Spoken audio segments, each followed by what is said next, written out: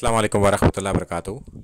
आज हम बात करेंगे रोज़े रखने का एहतमाम और रात के क़याम का एहतमाम क्यों ज़रूरी है। क्योंकि बहुत सारे ऐसे लोग हैं जिनको रोज़ा रखने में सिवाय इसके कि वो भूखे रहते हैं कुछ नहीं मिलता, और बहुत सारे क़याम करने वाले ऐसे हैं कि वो बस रात को जागते हैं, उन्हें कुछ मिलता नहीं क्योंकि वो एहतमाम नहीं करते।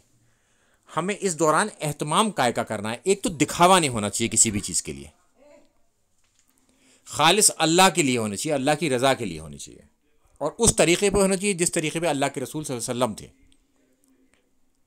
ये पता ना हो तो हम पता कर लें किसी अहले इल्म से, और उससे ज़रूर दलील मांगें कि दलील कहाँ है, लिखा हुआ कहाँ है।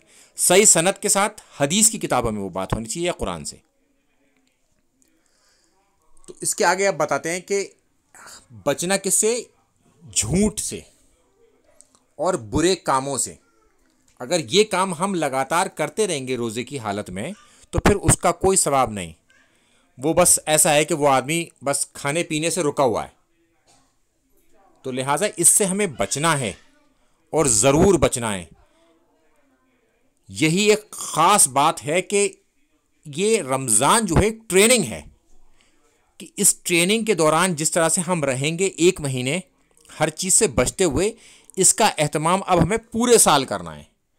तो इस ट्रेनिंग को हम अच्छी तरह से करेंगे तो इंशाल्लाह पूरे साल इसका इफेक्ट हमारे ऊपर रहेगा। फिर अगले साल हम इस ट्रेनिंग को करेंगे, फिर उसके बाद 11 महीने तक हमारे ऊपर इफेक्ट रहेगा इंशाल्लाह ताला। इसी तरीके से हम करेंगे, अल्लाह से दुआ भी करेंगे कि इसका असर हमारे ऊपर बाकी रहे और इसको करने की अल्लाह ताला हमें तौफीक दे और हम जमे रहें हक़ के साथ।